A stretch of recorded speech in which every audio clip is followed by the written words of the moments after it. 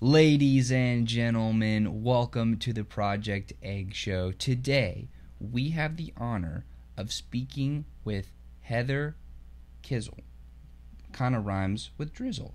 And she is an online entrepreneur, a network marketing legendary business owner, and a coach who helps other people turn their dreams into reality. So, without further ado, how you doing today, Heather?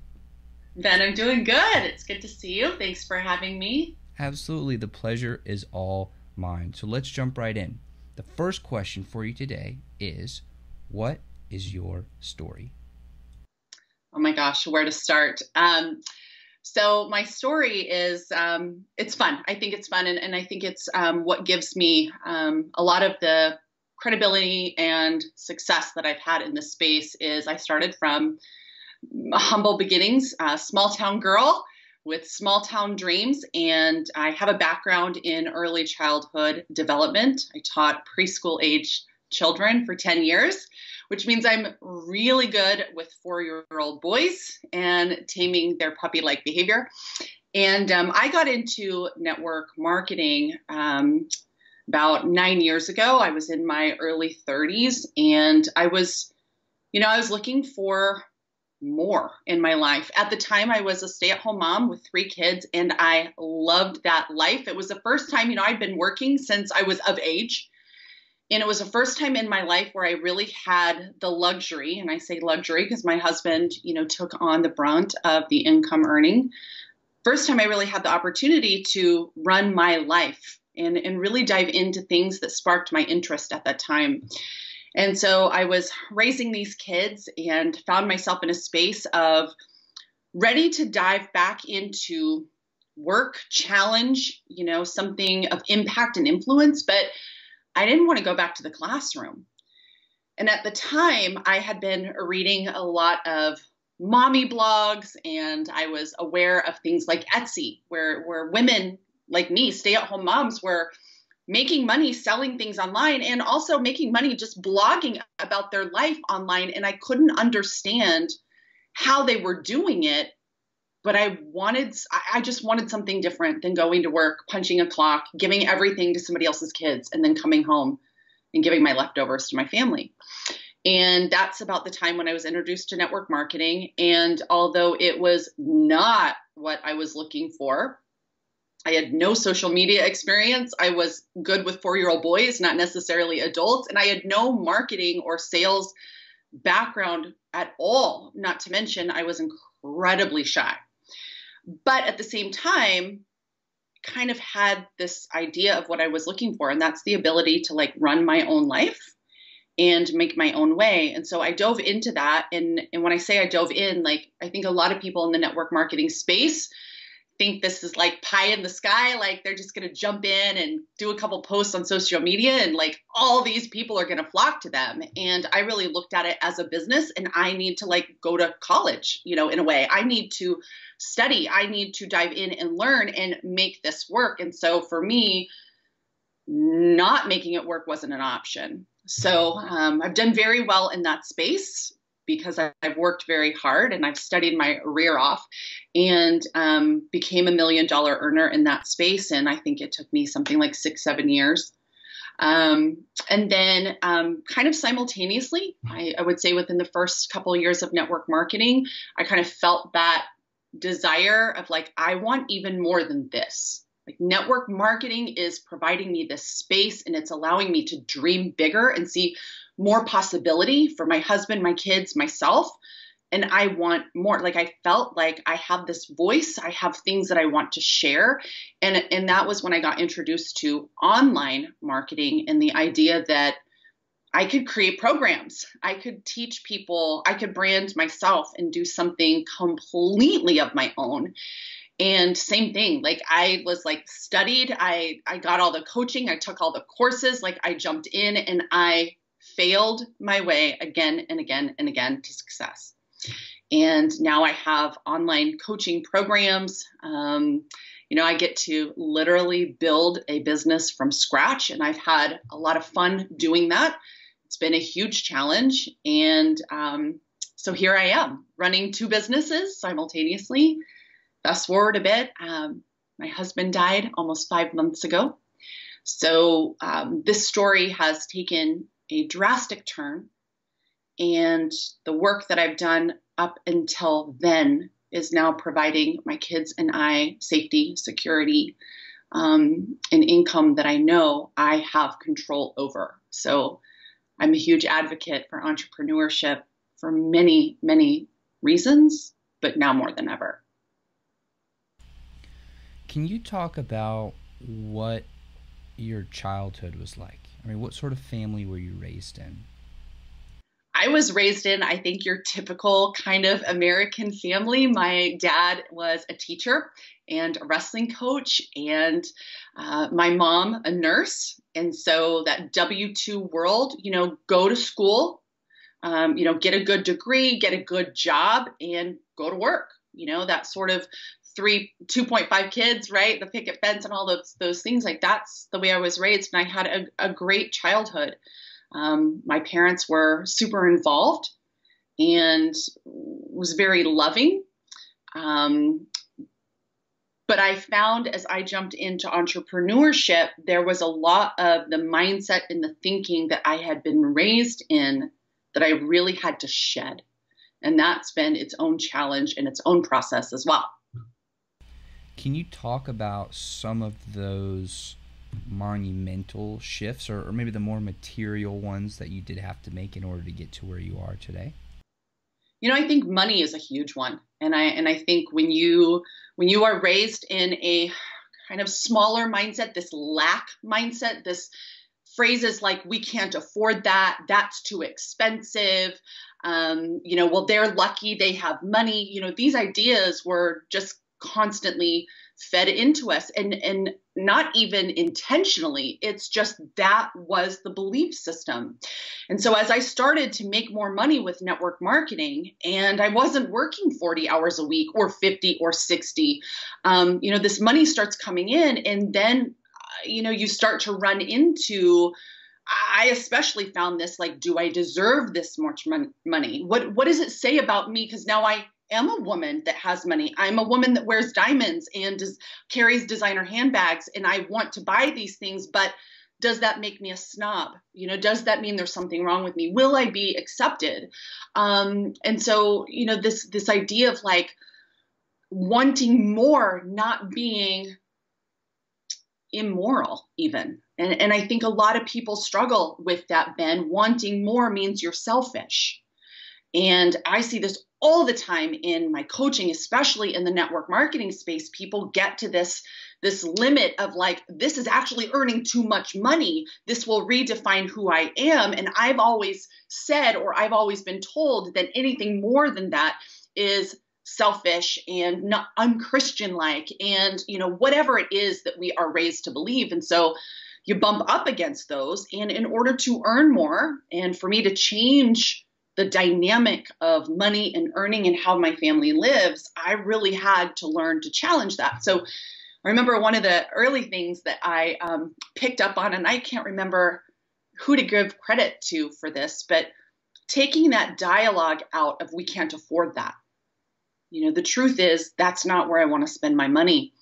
When you say I can't afford that, now, you're the victim, and you're limited by something externally, where just turning that dialogue and saying, that's not where I'm choosing to spend my money. Well, now I'm in control. Even if I've only got $5, I'm still in control of that.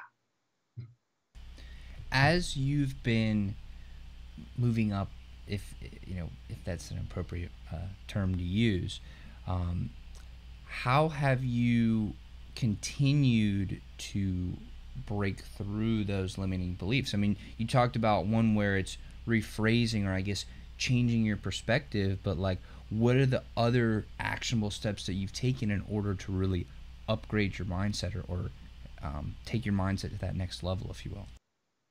I think one of the biggest things was just challenging the messaging and learning. And this is in all areas, but we all kind of have this pre-programmed messaging that we grew up with, or society gives us. And it might be, women don't out earn their spouse. This concept, like, where did this come from? And I've kind of learned to ask myself, number one, is this true?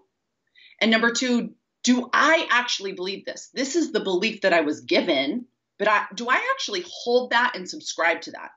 And what would it be if I didn't subscribe to that anymore? How would I show up? And I think, I was raised in a Christian home. Christianity is big, is a thing, and this idea for Christians that, you shouldn't want more. It's greedy to want more. And we should, give away everything and feed the poor. That really was, and this idea of selfish, that's really, really ingrained in us. And, I started to look around, Ben, and look at the people who are making gobs of money. And when you start to study the people making gobs of money, what are they doing? They are giving gobs of money away, and also chartering their own planes, and also wearing diamonds, and also wearing Louis Vuittons, and all these things, right? And so we have this model of what it means to be giving and donating. And why, when my husband and I were at our simplest, making meager incomes, we weren't giving anything to anyone because we needed everything for ourselves. And we may have been donating time, but that time you can only give so much. And what's the impact? But what I started to discover was the more money I made, and I started getting all the things we wanted, and then we had everything we wanted and everything we needed. Well, then you start to think of ways to give and offload and really start creating bigger impact. The more money you give, the bigger impact, and that starts to ripple out. And that started to become really apparent to me.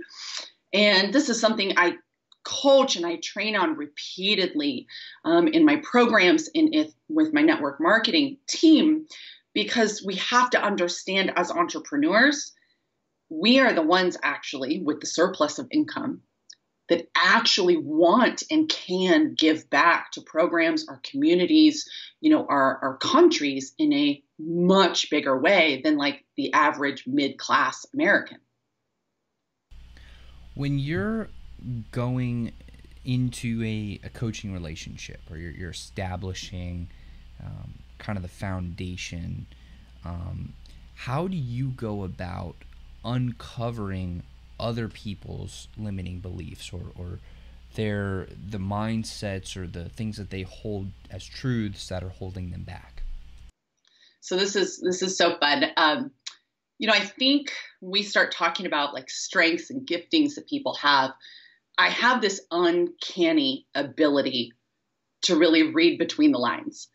And I ask a lot of questions, and I listen really well. And I don't just listen to the answers. I listen to what's not being said, and I'm listening sort of the words that are surrounding the answer. And I look for limiting beliefs. This is really my job, because at the end of the day, whether we are talking about helping somebody train for a marathon, or helping somebody jump into network marketing for the first time, or helping somebody, make their first 6-figure year. Even Serena Williams has a mindset coach. There are always going to be limiting beliefs that are getting in the way. It's almost never the skill set, right? You look at somebody who's trying to do something big, achieve a big goal. The skill set is never the thing that's in the way. It's always the belief system. And so I think it comes down to asking the right questions, being really good at listening. And once you kind of uncover what I say is like what's under the hood, like once we can really get under the hood of somebody, their belief system, I think that's when you can really make radical change in your life, in your behaviors, in your beliefs, and ultimately in your lifestyle. And that's what I love helping people do. When you're going about getting under the hood, if you will, are there like specific questions that you always ask? Or is it more of like a conversation where the things that the individual will say will raise a red flag and you're like, aha, that's where we need to drill down into? What does that really look like? So I might ask you, Ben, like, tell me where your business is, right? And I'm listening to how you phrase it, how you describe it, right? And you might say, I'm stuck because, or if I could only get past this, then, right? And those statements I key into really quickly. I prefer a one-on-one conversation in all things, and especially with my clients. That's where I can create the most impact for people. But I ask a lot of questions that do what I call digging deeper. So you might say, well, I don't know if I can do that this year. Well, Ben, help me understand why you're unsure. Well, I've never done that before. Okay, so you've never done it before. What makes you think that you wouldn't be able to do it this year? Well, you just start sort of backtracking. And I think as we start to dig deeper, that's where we get to the root. And the root is almost always something that comes from childhood. It can come from something a bully said on the playground in the 3rd grade. It can be something even a well-meaning parent said that just sticks with us and it plays over and over and over. Blame, shame, insecurity. These are the things that drive us, and also sabotage what we think we want. And those are the things for me as an entrepreneur that helps people like get to where they want to go in life. Finding that root and helping like shed those layers is the thing that's ultimately going to do 2 things. Number 1, heal your heart. And number 2, release you to do bigger, more impactful work. When you're working with people one-on-one, do you usually find that once they have that aha moment, that it's like a rocket ship where they go, pew, like their success just absolutely explodes? Or is it more of they discover this thing and they have to wrestle with it for a while and like fight it and go back and forth? Like, how does that healing process or that breakthrough process really manifest itself, or how has it manifested itself in your experience of working with all those clients? I think it really depends on the level of work that's been done mindset-wise for the client up until I reach them.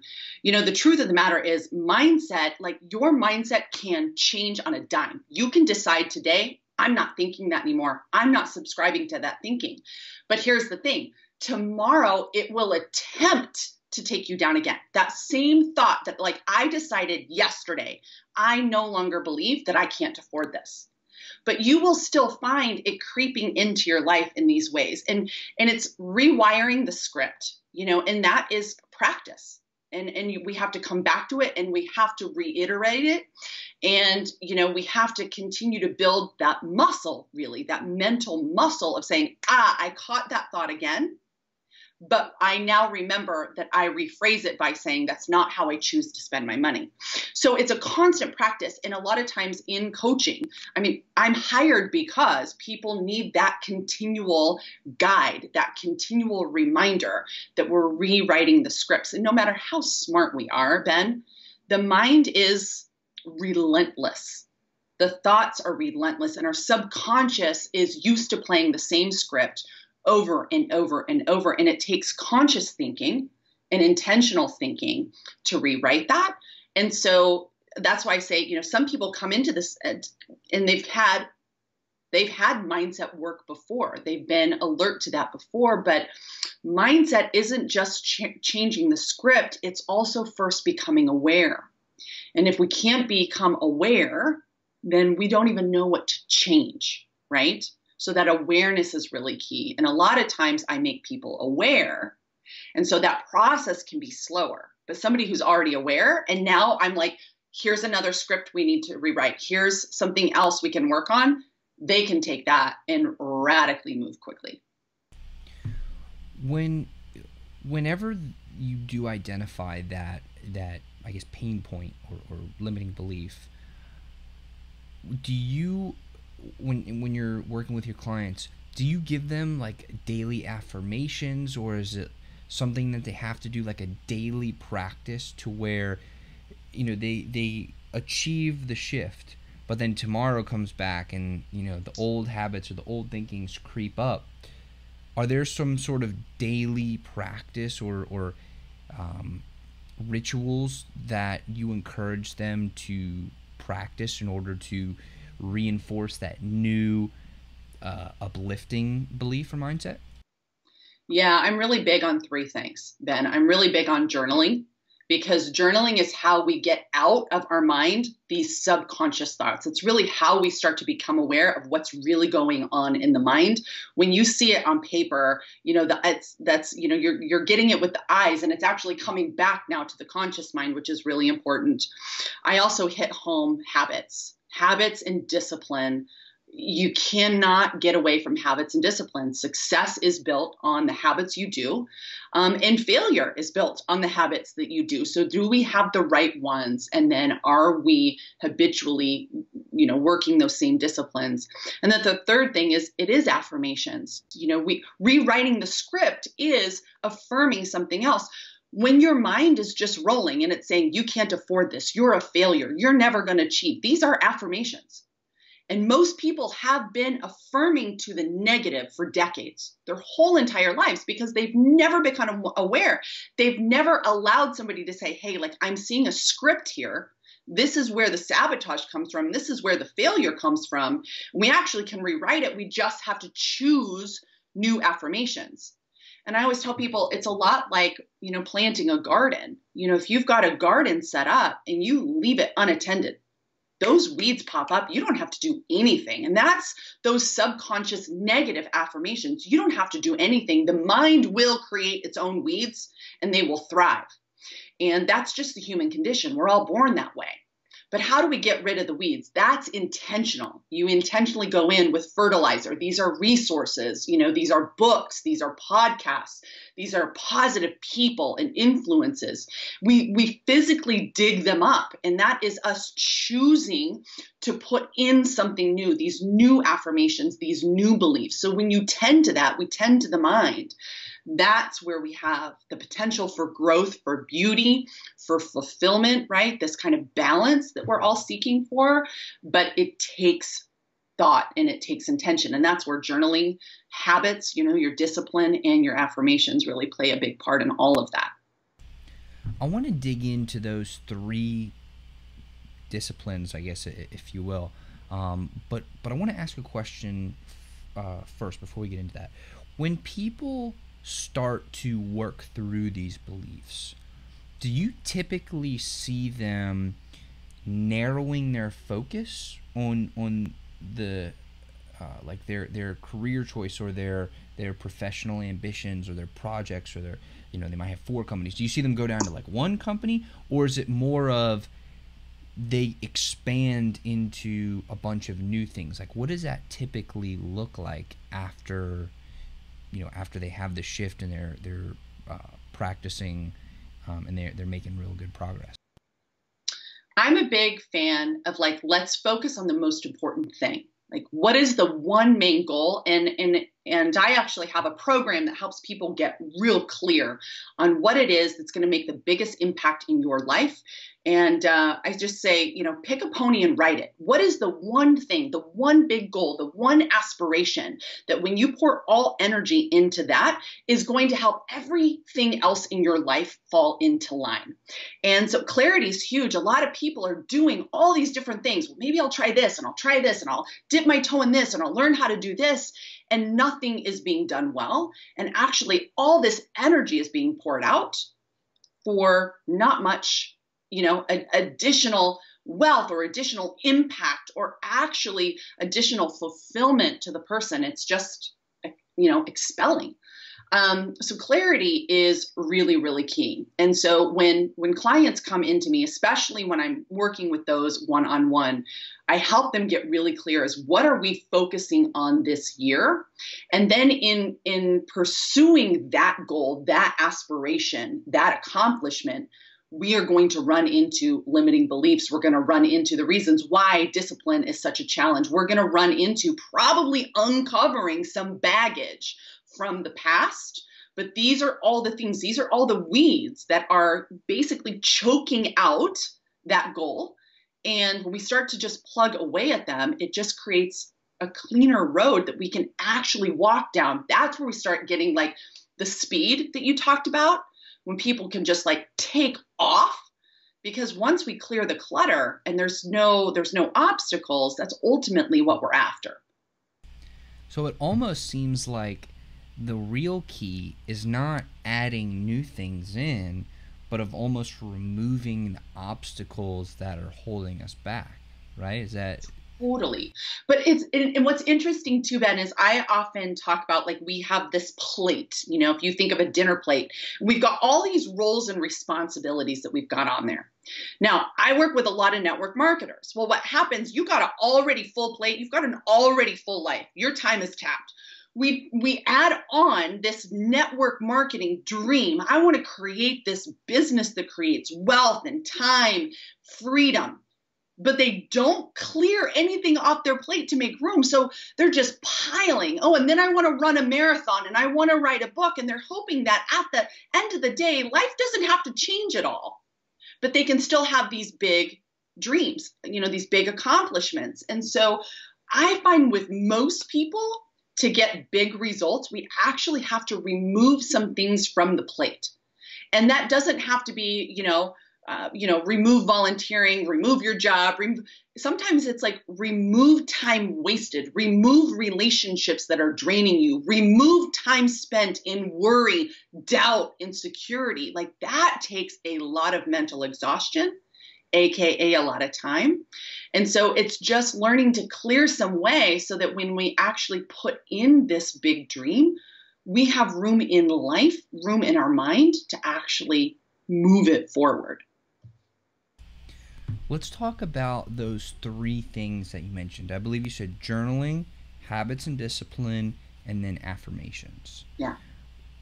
With journaling, what sort of practice do you encourage to check that box off of journaling?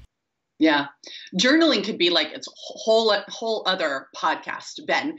I think that so many people, when it comes to journaling, when I was a kid, that like Dear Diary concept, was huge. And so it's this idea of like, Dear Diary, today I, kissed a boy or whatever.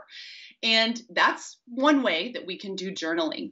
But I think one of the most powerful things that we can use journaling for is use it as a way to identify what's tripping us up. So my biggest challenge is, and this is why it's bothering me, and what does it mean about me, and take that kind of to the end and allow your brain to expel. One of the exercises that I encourage people to do, especially when they're like, I don't know what to do with this, you take it to paper. And just give yourself 30 minutes and allow everything that's in your mind about this issue, this challenge to come out, no filtering. And I really encourage people to do that. It's a challenge. It is a challenge to write without filtering, write whatever comes to mind.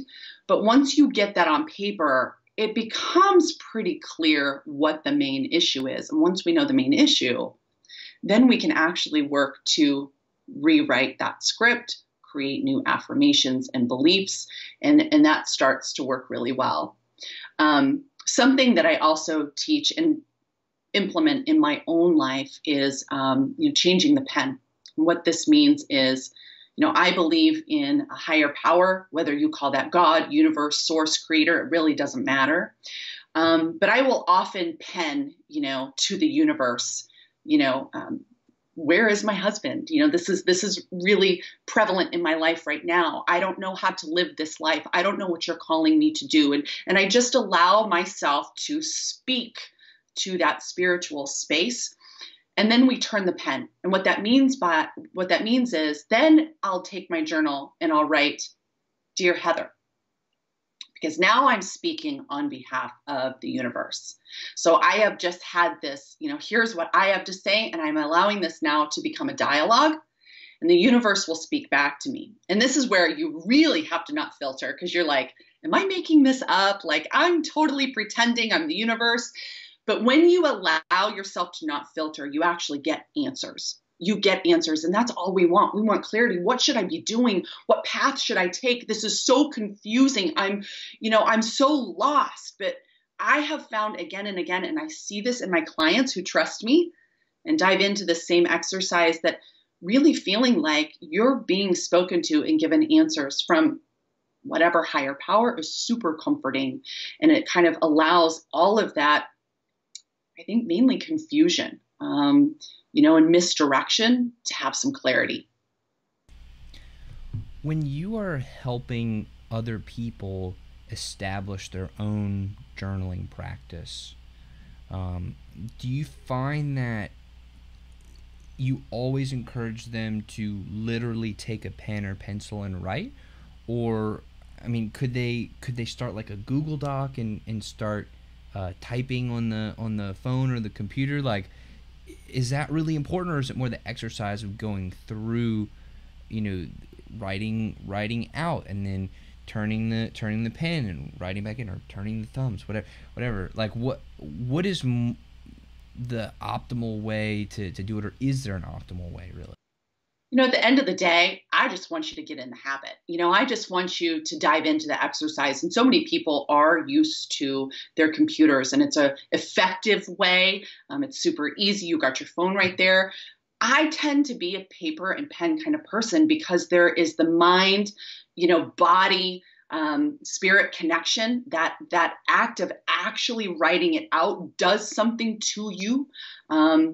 In all these areas, it changes things. It changes things to feel the paper, to see the ink going, to kind of slow life down and allow the physical aspect of that to happen.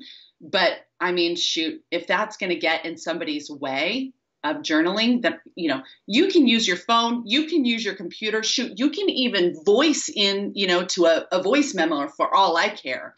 Whatever is going to help you achieve the results and the reason that we're implementing this practice in the first place.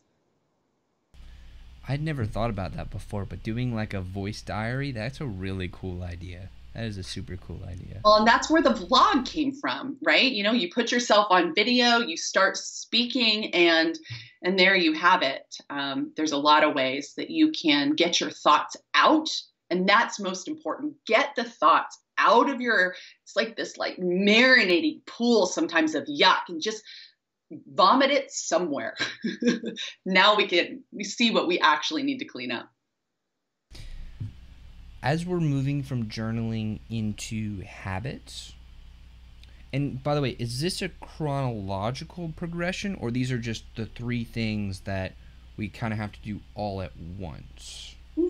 These are just the three main things that I find myself teaching, coaching, and leading people to do continually. There's no chronological order to this. These are things that when you look at success, people that are doing things that we would consider important work, people that we admire, these are part of their life in some way, shape, or form. And it's just teaching people to implement that in their lives. When it comes to habits and discipline, like, how do you do that? Like, how do you coach somebody on habits and discipline? Well, I think at the end of the day, if we're just talking about results, I want results. I want to achieve this title. I want to achieve this income level. I want to acquire this thing. There's the goal. And a lot of people focus on that goal, and then they wake up every morning going, shoot, I didn't achieve it again. I didn't achieve it again. Shoot, why haven't I not achieved it again? Because they're focused on that outcome. And the only way to get to the outcome is by doing the day-to-day activities. And that's where discipline and habits come in. And so, yeah, we've got a goal, but we actually have to tuck that goal away. What you really have to focus on day-to-day is, did you do the actionable items? Did you implement? Did you move, right? Did you actually mount that pony and start to ride? And that's where the habits and disciplines come from. At the end of the day, you know that if you read out of a book for 5 minutes a day, even shoot 1 minute a day, you can't not finish that book. It will happen. It's the same thing. You approach a mountain, and if you just continually walk forward, no matter how long, you can't not get to the top.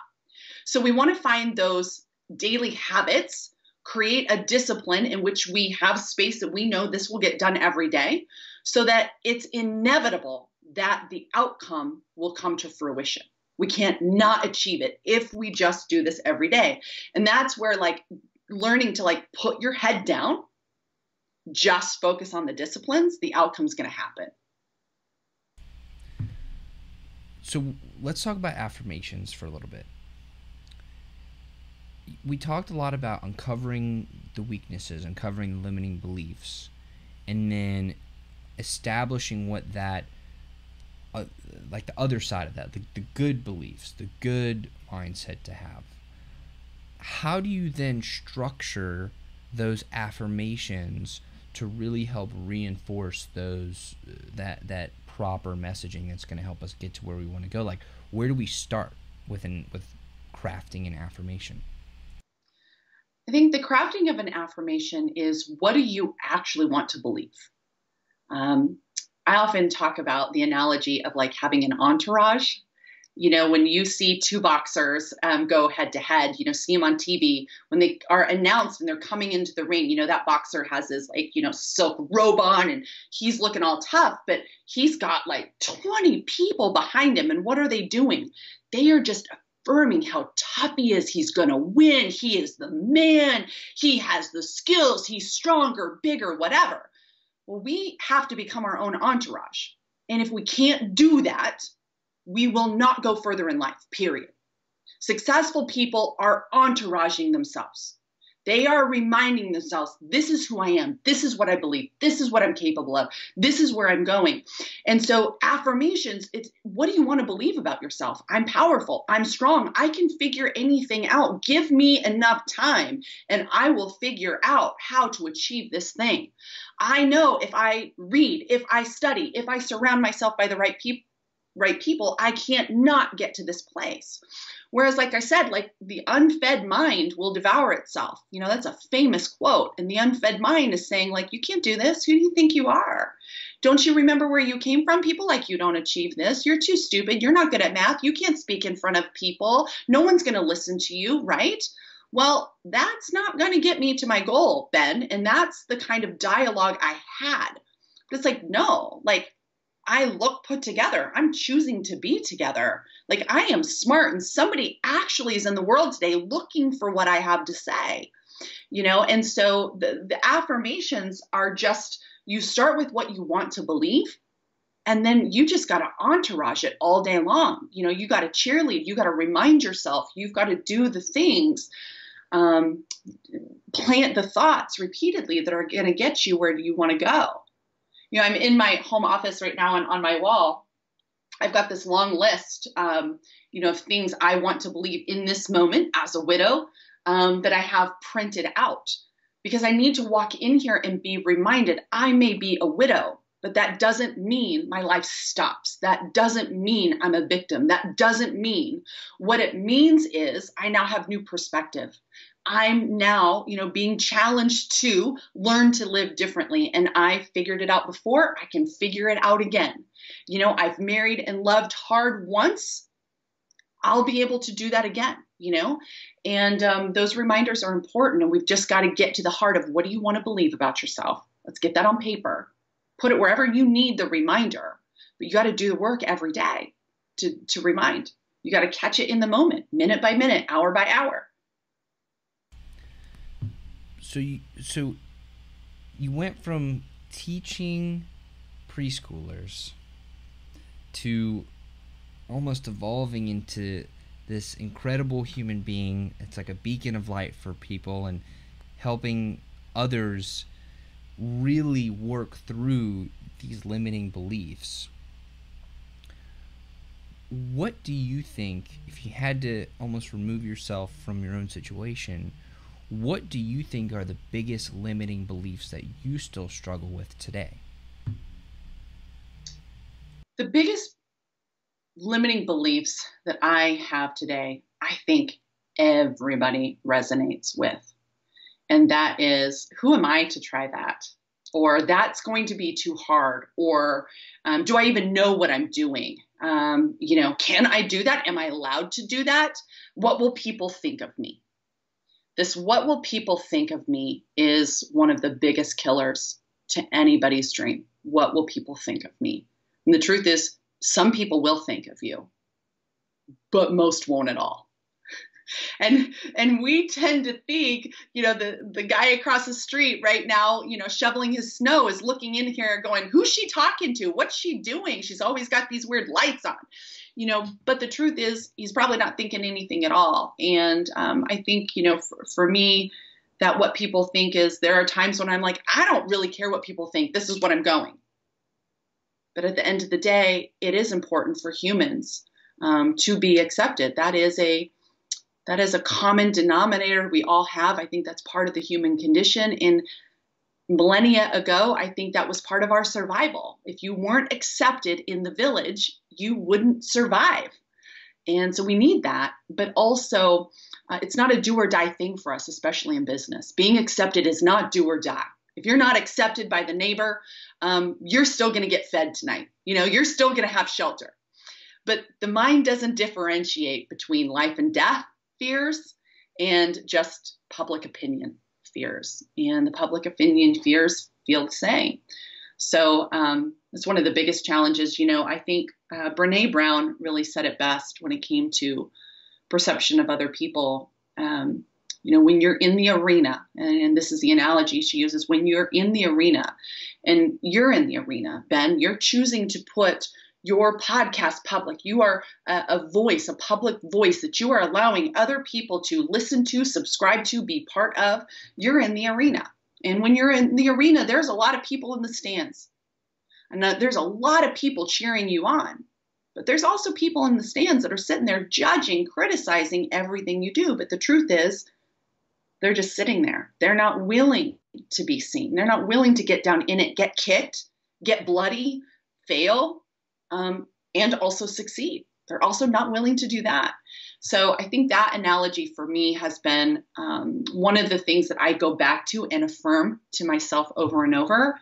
I'm in the arena, and I have to know there's going to be people that cheer and want to see me succeed, and even when I fall on my face are going to continue to cheer me on. But I don't get to control the people that still come to the arena, pay the ticket, and have a lot to say, good, bad, and ugly. I don't get to choose that. It is what it is. But I still want to be in the arena. I appreciate all the time that we've been able to share together thus far, Heather. It's truly been an honor to speak with you. I just have a few more questions, and then we'll wrap on up. One of the bedrocks of this show is connection, right? It's connection between you and I as friends, as guest and host, between you and the audience, me and the audience members, between each other. And I'm obsessed with connection, like learning what is the best way to foster connection? How do you truly build real human-to-human connection? In that vein, what is your philosophy on establishing real, genuine, and meaningful human connection? This is such a great question, and I'm convinced that this is why and how I became so successful in network marketing. I devoted myself to connecting with real humans in person. And that goes way beyond, this is what I sell. And I like, do you want it? At the end of the day, we're in business and I sell stuff. Do you want it? But that's not the question that creates connection. It's like, I'm a girl and this is what I do. Tell me about you. And you did it so great. Ben, you're like, tell me about your childhood. That's where it starts. Like, who are you? Where do you come from? And how does that play into who you are today? And I'm super fascinated by that stuff. I want to know what your parents were like and what they instilled in you. I'm a mom. I got 3 kids and I'm like, God, what can I learn from your parents, Ben? Because here you are being successful, putting yourself out there, things that I admire. I want to know how to instill that in my kids, right? Real connection comes from other people knowing that you actually care. One of my favorite quotes is, nobody cares what you know until they know that you care. Nobody cares what you know until they know that you care. So be somebody that cares. Care first, be curious, genuinely want the best for other people. Business is secondary. Business is going to come naturally when you're a super cool person that pours into other people, really genuinely wants to help them, whether it benefits you or not. And that's literally how I built my business. That's awesome, by the way. I think that's probably one of the best answers that I've gotten to that question. So thank you very much for that. Two more quick questions. I know we got really tactical, and I'm very grateful for that. But I feel like if we had maybe a little more time, we could have explored more of the personal side and gone a little bit more in depth into your journey. But what is something that is a really important part of who you are, that we didn't really get to discuss today, that we should have? Like, what did I miss during the interview? Man, this is like podcast version 2, right? I think a big piece of what makes me who I am is I'm really driven to be whole and healed.